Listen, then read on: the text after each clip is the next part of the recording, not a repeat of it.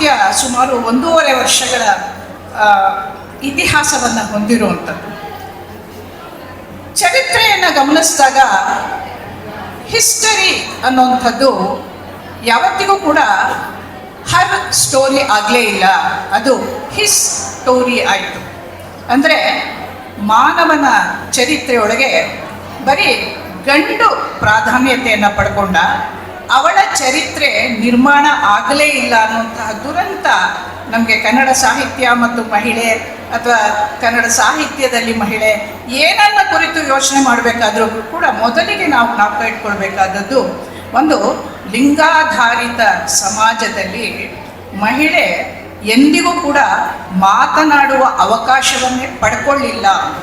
ಅವಳಿಗೆ ಅಭಿವ್ಯಕ್ತಿಯ ಅವಕಾಶವೇ ಇಲ್ಲದಂತಹ ಒಂದು ಸ್ಥಿತಿ ನಿರ್ಮಾಣ ಆಗಿದ್ದು, ಇದು ಬರೀ ಸಾಹಿತ್ಯದ ಸಂದರ್ಭ ಅಂತಲ್ಲ, ಇಡೀ ಎಲ್ಲ ಕ್ಷೇತ್ರಗಳಲ್ಲೂ ಕೂಡ ಮಹಿಳೆ ಎರಡನೆಯ ದರ್ಜೆಯ ಪ್ರಜೆಯಾಗಿಯೇ ಕಾಣಿಸ್ಕೊಂಡಿದ್ದು, ಒಂದು ಪ್ರಧಾನ ಸಂಸ್ಕೃತಿ, ಇನ್ನೊಂದು ಅಧೀನ ಸಂಸ್ಕೃತಿ.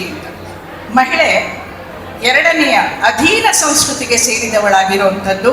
ಒಂದು ರೀತಿ ಒಳಗೆ ಅವಳನ್ನು ಸಿಮನ್ ದಿ ಬೋರಾ ಅನ್ನುವಂತಹ ಒಬ್ಬ ಸ್ತ್ರೀವಾದಿ ಸೆಕೆಂಡ್ ಸೆಕ್ಸ್ ಅಂತ ಕರೀತಾಳೆ. ಅವಳು ಎರಡನೆಯ ದರ್ಜೆಯವಳು ಅನ್ನುವಂತಹ ಮಾತು.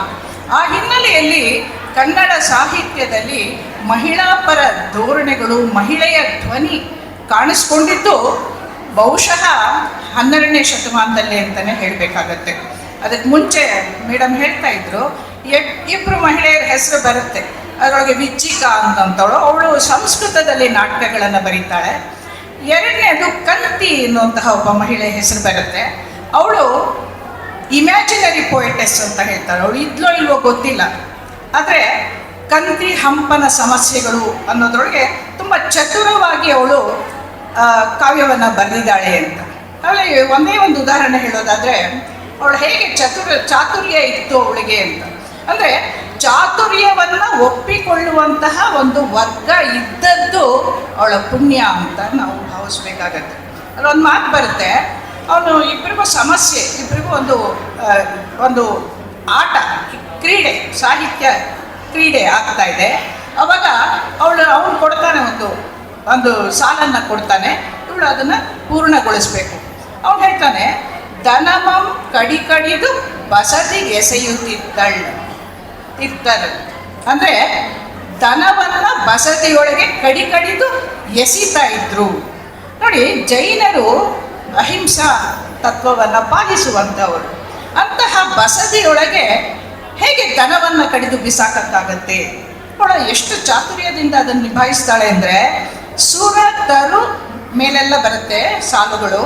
ಕೊನೆಯ ಸಾಲು ಸುರ ತರು ಚಂದನಮಂ ಕಡಿದು ಬಸದಿಗೆ ಎಸೆಯುತ್ತಿದ್ದಾರೆ ಅನ್ನುವಂತಹ ಮಾತನ್ನು ಹೇಳ್ತಾಳೆ. ಅಂಥ ಒಂದು ಚತುರೋಕ್ತಿಯನ್ನು ಬಿಟ್ಟರೆ ಮತ್ತೆ ಇನ್ನೇನು ಕಾಣಿಸಲ್ಲ ನಮಗೆ. ಇನ್ನು ಕಾಣಿಸ್ಕೊಳ್ಳುವಂಥದ್ದು ಹದಿಬದಿಯ ಧರ್ಮವನ್ನು ಬರೆದಂತಹ ಸಂಚಿ ಹೊನ್ನಮ್ಮನಲ್ಲಿ.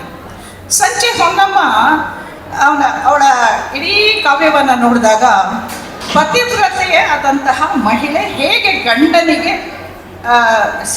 ಸೇವೆಯನ್ನು ಮಾಡಬೇಕು, ಹೇಗೆ ಮನೆಯನ್ನು ನಿಭಾಯಿಸಬೇಕು ಅನ್ನುವಂತಹ ಪತಿವ್ರತಾ ಧರ್ಮವನ್ನು ಹೇಳುತ್ತೆ ಹೊರತು ಇನ್ನೇನನ್ನು ಹೆಚ್ಚಿನದನ್ನು ಹೇಳೋದಿಲ್ಲ.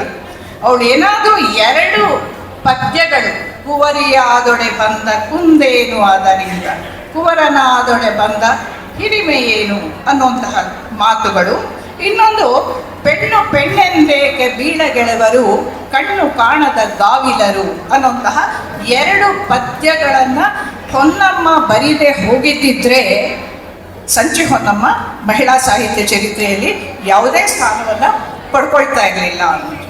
ಹೀಗಾಗಿ ಮೇಡಮ್ ಈಗಲೇ ನಿಲ್ಲಿಸ್ಬಿಟ್ಟಿರ್ಬೇಕಾದ್ರೆ, ಅಂದರೆ ಬಹಳ ಮುಖ್ಯವಾಗಿ 18ನೇ ಶತಮಾನದಿಂದ 20ನೇ ಶತಮಾನದವರೆಗೆ ನಮಗೆ ಮಹಿಳಾ ಪರ ಧೋರಣೆಗಳು ಎಲ್ಲೂ ಕಾಣಿಸೋದೇ ಇಲ್ಲ. 12ನೇ ಶತಮಾನದಲ್ಲಿ ಮಾತ್ರ ಬಸವಣ್ಣನವರ ಒಂದು ಚಳುವಳಿಯಲ್ಲಿ ನಾಯಕತ್ವದಲ್ಲಿ ಒಂದು 3 ಮಲತ್ರಯಗಳ ವಿರುದ್ಧ ಅವರ ಹೋರಾಟ ಇತ್ತು. ಒಂದು ವರ್ಗ, ವರ್ಣ ಮತ್ತು ಲೈಂಗಿಕ ಅಸಮಾನತೆ. ಅದಾದ ನಂತರ ನಮಗೆ 20ನೇ ಶತಮಾನದಲ್ಲಿಯೇ ಮಹಿಳೆ ಮಾತಾಡೋದಕ್ಕೆ ಪ್ರಾರಂಭ ಮಾಡಿದ್ದು. ಇದಕ್ಕೆ ಮುಖ್ಯ ಕಾರಣ ಅಂದರೆ ಅವಳಿಗೆ ವಿದ್ಯಾಭ್ಯಾಸ ಇಲ್ಲದೆ ಇದ್ದಿದ್ದು, ಇನ್ನೊಂದು ಆರ್ಥಿಕವಾದಂತಹ ಒಂದು ಬೆಂಬಲ ಅವಳಿಗೆ ಇಲ್ಲದೆ ಇದ್ದದ್ದು.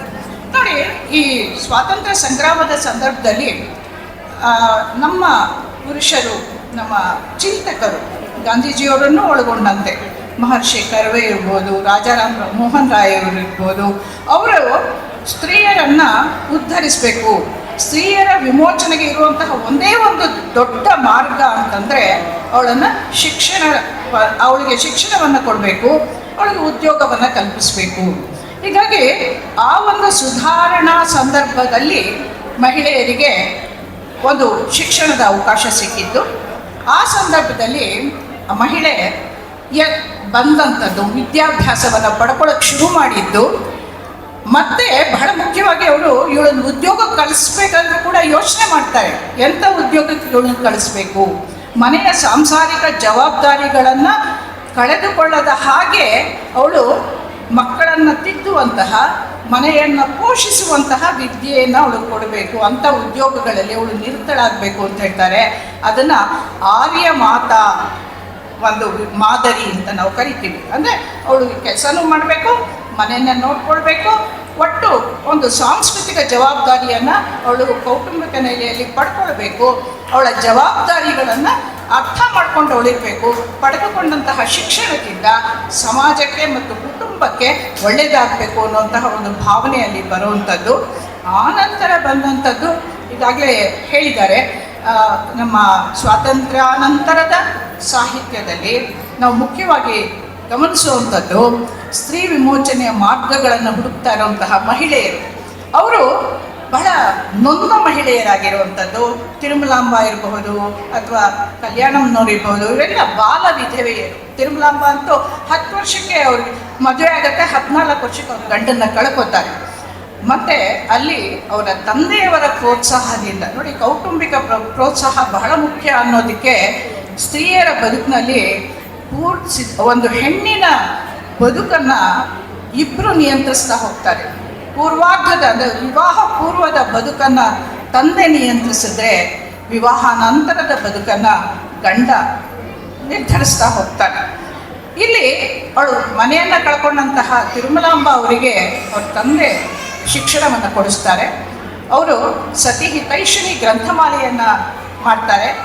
ಅವರು ಒಂದು ಪತ್ರಿಕಾಲಯವನ್ನು ಪ್ರಾರಂಭ ಮಾಡ್ತಾರೆ, ಪತ್ರಿಕೆಯನ್ನು ತರ್ತಾರೆ. ಇಲ್ಲಿ ಕಾದಂಬರಿಗಳನ್ನು ಬರೀತಾರೆ, ವಿಚಾರ ಲೇಖಗಳನ್ನು ಬರೀತಾರೆ. ಇಲ್ಲಿ ಅವರು ಕಾದಂಬರಿಗಳಲ್ಲಿ ತಮ್ಮ ಅನುಭವಗಳನ್ನು ಹೇಳ್ಕೊಂಡ್ರೆ, ತಮ್ಮ ವಾಸ್ತವಿಕ ಅನುಭವಗಳನ್ನು, ವೈಯಕ್ತಿಕ ಅನುಭವಗಳನ್ನು ಹೇಳ್ಕೊಂಡ್ರೆ ಸಮಾಜ ಪರವಾಗಿ ಮಹಿಳೆ ಏನಾಗಿದ್ದಾಳೆ, ಏನಾಗಬೇಕು ಅನ್ನುವಂತಹ ಚಿಂತನೆಗಳನ್ನು ಅವರ ಪತ್ರಿಕೆಗಳಲ್ಲಿ ಅವರು ಹೇಳ್ಕೊಳ್ತಾರೆ.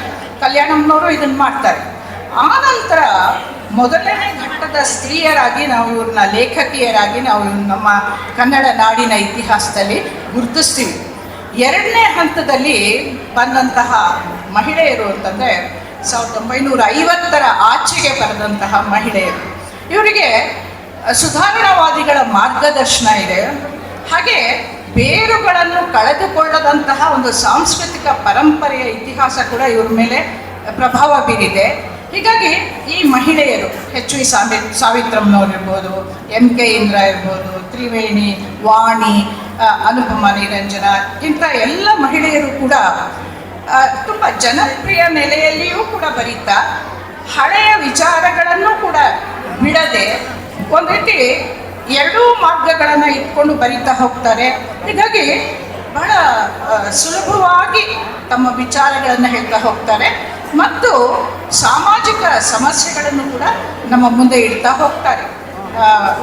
MK ಇಂದ್ರ ಅವರ ಪಣಿಯಮ್ಮ ಇರಬಹುದಾಗಲಿ ಅಥವಾ ಅವರ ಗೆಜ್ಜೆ ಪೂಜೆ ಇರಬಹುದಾಗಲಿ, ಈ ಕಾದಂಬರಿಗಳಲ್ಲಿ ಅವರು ಸಾಮಾಜಿಕ ಸಮಸ್ಯೆಗಳು, ಹೆಣ್ಣಿನ ಸಮಸ್ಯೆಗಳು, ಅಂದರೆ ಹೆಣ್ಣನ್ನು ಸಮಾಜ ಹೇಗೆ ನೋಡ್ತಾ ಇದೆ ಅನ್ನುವಂಥದ್ದು ಮತ್ತು ಹೆಣ್ಣಿನ ಸಮಸ್ಯೆಗಳನ್ನು ಕುರಿತು ಅವರು ಮಾತಾಡ್ತಾ ಹೋಗ್ತಾರೆ. ಆನಂತರ ಬಂದಂತಹ ಮಹಿಳೆಯರು ಸುಮಾರು ತ್ರಿವೇಣಿ, ಸುಮಾರು 50ರಿಂದ 70ರ ದಶಕದ ಒಳಗೆ ಬರೆದಂತಹ ಮಹಿಳೆಯರು ಜನಪ್ರಿಯ ಲೇಖಕಿಯರಾಗಿ ನಮಗೆ ಕಾಣಿಸ್ಕೊಳ್ತಾರೆ. ಈ ಮಹಿಳೆಯರು ನೋಡಿ ಅಲ್ಲಿದ್ದಂತಹ ಒಂದು ದುರಂತ ಅಂದರೆ ಇಂಥ ಮಹಿಳೆಯರು ಬರೆದಂತಹ ಕೃತಿಗಳು ಕನ್ನಡ ನಾಡಿನ ಎಲ್ಲ ಪತ್ರಿಕೆಗಳಲ್ಲಿ ವಾರ ಪತ್ರಿಕೆಗಳೆಲ್ಲ ಧಾರಾವಾಹಿಯಾಗಿ ಬರ್ತಾ ಇದ್ರು ಕೂಡ ಅದೇ ಪತ್ರಿಕೆಯಲ್ಲಿ ಅವರ ಬಗ್ಗೆ ಒಂದೇ ಒಂದು ವಿಮರ್ಶೆಯ ಮಾತುಗಳು ಬರ್ತಾ ಇರಲಿಲ್ಲ. ಬರೆದಂತಹ ಸಾಹಿತ್ಯವನ್ನು ಒಪ್ಪಿಕೊಳ್ಳದೆ ಖಂಡ ತುಂಡವಾಗಿ ಅವರನ್ನು ಖಂಡಿಸ್ತಾ ಇದ್ದಂತಹ ಒಂದು ಪರಿಸ್ಥಿತಿ ಅಲ್ಲಿ ಇರ್ತಾ ಇತ್ತು. ಒಂದು ಉದಾಹರಣೆಗೆ ಹೇಳೋದಾದರೆ ಉಷಾ ನವರತ್ನವರು ಸುಧಾ, ತರಂಗ, ಪ್ರಜಾಮತ್ ಇದೆಲ್ಲ ಮ್ಯಾಗಝೈನ್ಗಳಲ್ಲಿ ಬರಿತಾ ಇದ್ದಂಥವ್ರವರು, ದಿನಪತ್ರಿಕೆಗಳಲ್ಲಿ ಧಾರಾವಾಹಿಗಳಾಗಿ ಬರ್ತಾ ಇದ್ದಿದ್ದು. ಆದರೆ ಓಕೆ, ನಾನು ಇಲ್ಲಿಗೆ ನಿಲ್ಲಿಸ್ತೀನಿ. ಧನ್ಯವಾದಗಳು. ಯಾಕೆಂದರೆ ಕರೆಸ್ಬಿಟ್ಟು 12ವರೆಗೆ ಬರಕ್ಕೆ ಹೇಳಿ ನಾನು 11:45 ಇಲ್ಲಿದ್ದೆ. 2:15ವರೆಗೂ ಕಾದಿದ್ದೀನಿ ನಾನು. ನಮಗೆ ಇಷ್ಟು ನಿಮಿಷ ಮಾತಾಡಿ ಅನ್ನುವಂಥ ಯಾವ ನಿರ್ದೇಶನವನ್ನು ಕೊಟ್ಟಿಲ್ಲ. ಭಾಳ ನೋವಿನಿಂದ ಹೇಳಬೇಕು ಅಂದರೆ ನನಗೊಂದು ಆಮಂತ್ರಣ ಪತ್ರಿಕೆಯೂ ಬಂದಿರಲಿಲ್ಲ. ವಾಟ್ಸಪ್ಪಲ್ಲಿ ಸಂಧ್ಯಾ ಶರ್ಮಾ ಅವರು ಕಳಿಸಿದ ಅವರು ಕರೆದಿದ್ದಕ್ಕೆ ನಾನು ಬಂದಿದ್ದೀನಿ ಅಷ್ಟೇ. ಯಾಕೆಂದರೆ ಆಮಂತ್ರಣ ಪತ್ರಿಕೆಯನ್ನು ಅಥವಾ ಒಂದು मेरा ये चैनल सब्सक्राइब करें और मेरे हर अपडेट आपको मिले, इसके लिए बेल आइकन जरूर दबाइएगा. जय भारत जननी तनुजाते, जय है कर्नाटका माते. ಎಲ್ಲಾದರೂ ಇರು, ಎಂತಾದರೂ ಇರು.